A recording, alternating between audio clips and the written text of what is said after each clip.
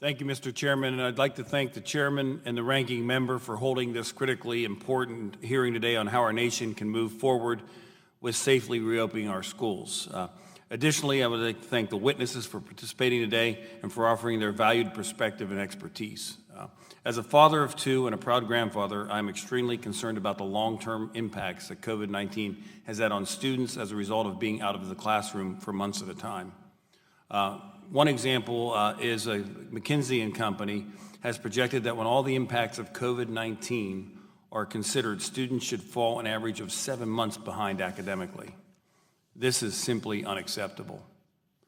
We owe every generation of students a well-rounded education that encompasses the educational, social, mental, and physical benefits that come with students attending school.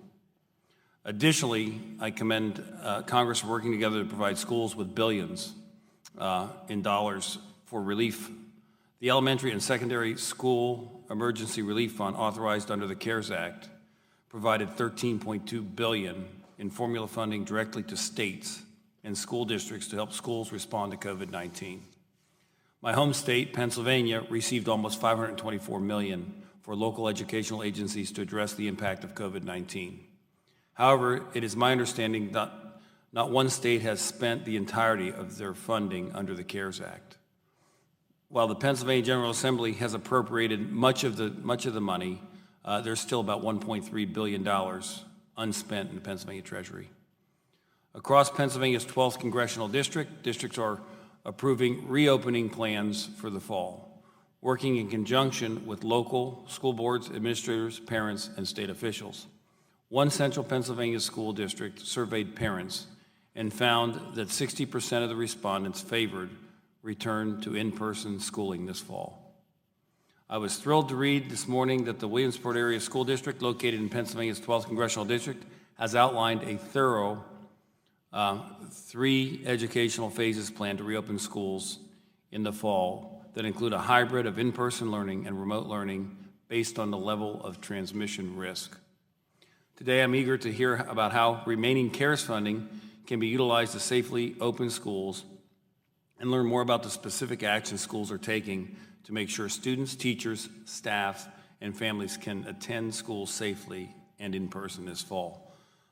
Dr. Schwinn, I look at schools, and when schools across the country closed in March, scientists and policymakers alike had limited information as to the implications of the coronavirus and what they were for children. Although there are still lingering questions regarding the novel coronavirus, one thing most scientists agree on is that the risks to adolescents are extremely low.